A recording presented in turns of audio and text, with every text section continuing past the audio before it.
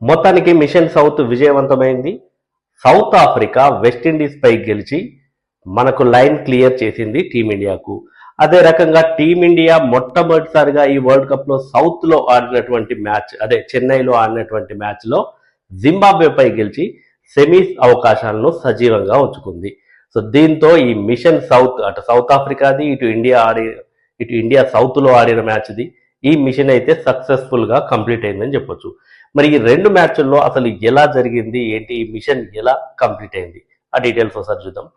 So first south Africa match జరిగింది అహ్మదాబాద్ లో. మనం ముందు నుంచి చెప్పుకుంటున్నాము సౌత్ ఆఫ్రికా రెగ్యులర్ గా అక్కడ ఆడుతూ వస్తుంది, వరుసగా మ్యాచ్లు గెలుస్తూ వస్తుందని. సో సౌత్ ఆఫ్రికా టాస్ గెలిచి వెస్టిండీస్ కి బ్యాటింగ్ ఇచ్చింది. సో వెస్టిండీస్ బ్యాటర్లు అయితే కుప్పకూలారు. పవర్ ప్లేలోనే 4 వికెట్లు పోయినాయి. రబాడా కంబ్యాక్ చేశాడు, 2 వికెట్లు తీశాడు. లుంగి ఎంగిడి 3 వికెట్లు తీశాడు. ఆ తర్వాత వీళ్ళకి 8th వికెట్ దగ్గర మంచి పార్ట్నర్షిప్ వచ్చింది. రొమారియో షెపర్డ్ హాఫ్ సెంచరీ పూర్తి చేశాడు. ఆ తర్వాత జేసన్ హోల్డర్ కూడా 49 రన్స్ చేశాడు. సో ఈ ఇద్దరు ఆ మాత్రం స్కోర్ చేయబట్టే, ఈ ఇద్దరు ఆదుకోబట్టే వెస్టిండీస్ 176 రన్స్ కి 8 వికెట్స్ కోల్పోయింది. సో ఈ టార్గెట్ ను సౌత్ ఆఫ్రికా చాలా ఈజీగా చేజ్ చేసింది. Especially captain Aiden Markram and opener Quinton de Kock. ఈ ఇద్దరు సుడిగాల్లా రెచ్చిపోయారు. తొలి వికెట్ కి 95 రన్స్ జోడించారు. ఆ తర్వాత మార్కరమ్ కి ర్యాన్ రికెల్టన్ తోడయ్యాడు. డికాక్ 47 రన్స్ చేసి అవుట్ అవ్వగా రికెల్టన్ 45 రన్స్ తో నాట్అవుట్ గా ఉన్నాడు. And player of the match Aiden Markram 82 runs తో నాట్అవుట్ గా ఉన్నాడు. వీళ్ళు చాలా సింపుల్ గా గెలిచారు మ్యాచ్ ని. గెలిచి టాప్ పొజిషన్ లో నిలిచారు, సెమీస్ కి చేరుకున్నారు. సో గ్రూప్ 1 నుంచి ఫస్ట్ టీం సెమీస్ కి క్వాలిఫై అయింది ఎవరు అంటే సౌత్ ఆఫ్రికా. ఇక ఇండియా తప్పక గెలవాల్సినటువంటి మ్యాచ్లో, జింబాబ్వేతో జరిగినటువంటి మ్యాచ్లో, సో ఫస్ట్ టైం చెన్నైలో ఆడుతోంది టీమిండియా.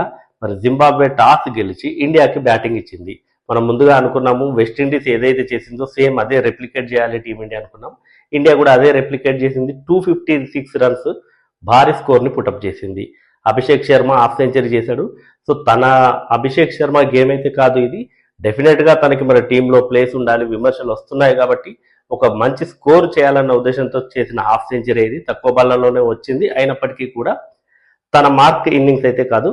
సో అయినప్పటికీ తన ఫామ్లోకి రావడం అయితే అందరికీ హ్యాపీగా ఉంది. ఆ తర్వాత వచ్చిన వాళ్ళు వచ్చినట్టు స్కోర్ పుటప్ చేస్తూనే ఉన్నారు. మంచి స్కోర్లు చేశారు. ఇషాన్ కిషన్ చేశాడు, సూర్యకుమార్ యాదవ్ చేశాడు.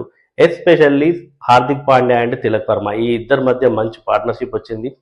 ఇద్దరు కూడా, హార్దిక్ పాండ్యా హాఫ్ సెంచరీ చేస్తే తిలక్ వర్మ కూడా 45 రన్స్ ఏమో చేశాడు.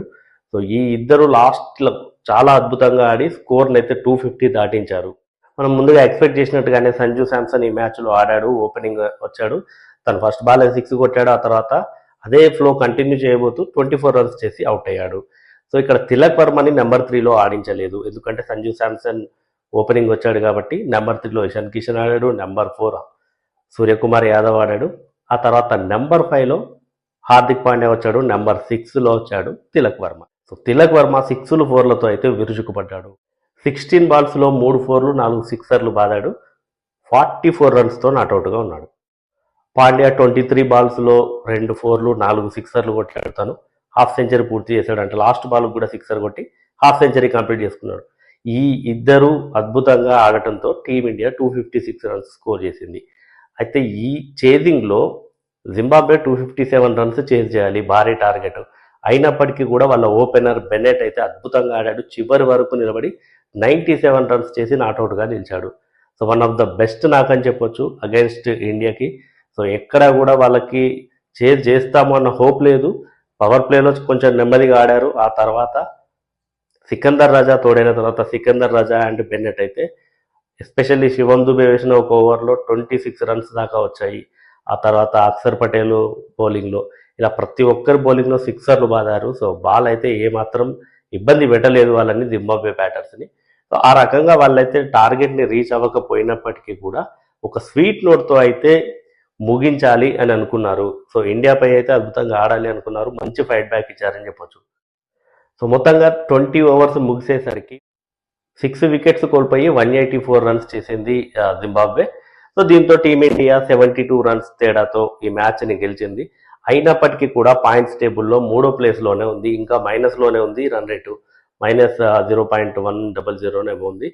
సో ఇంకొంచెం ఒక 10 రన్స్ కనుక ఎక్కువ, అంటే ఒక మార్జిన్ అనేది కొంచెం ఎక్కువగా ఉంటే ప్లస్లోకి వచ్చేది. మనం ముందుగా అనుకున్నట్టుగా వీళ్ళని 150 లోపు కనుక కట్టడి చేసి ఉంటే ఇండియా రన్ రేట్ ప్లస్లోకి వచ్చేది. సరే ఇప్పుడు రన్ రేట్ అంతా క్రూషియల్ కాదు కాబట్టి స్ట్రైట్గా వెస్టిండీస్తో గెలిస్తే ఈజీగా సెమీఫైనల్కి చేరిపోతుంది కాబట్టి సో టీమిండియాకి అయితే ఇది ఒక మంచి అవకాశాన్ని యూజ్ చేసుకుందని చెప్పొచ్చు.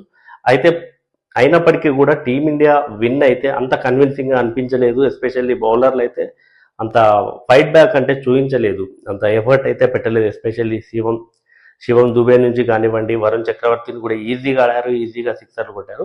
మరి వెస్టిండీస్తో మ్యాచ్లో కనుక ఇట్లాంటివి రిపీట్ చేయకుండా ఇట్లాంటివి సరి చేసుకుంటే డెఫినెట్గా టీమిండియా సెమీస్కి చేరే అవకాశం అయితే ఉంటుంది. సో టీమిండియా పర్ఫార్మెన్స్పై మీరేమనుకుంటున్నారో కామెంట్ చేయండి.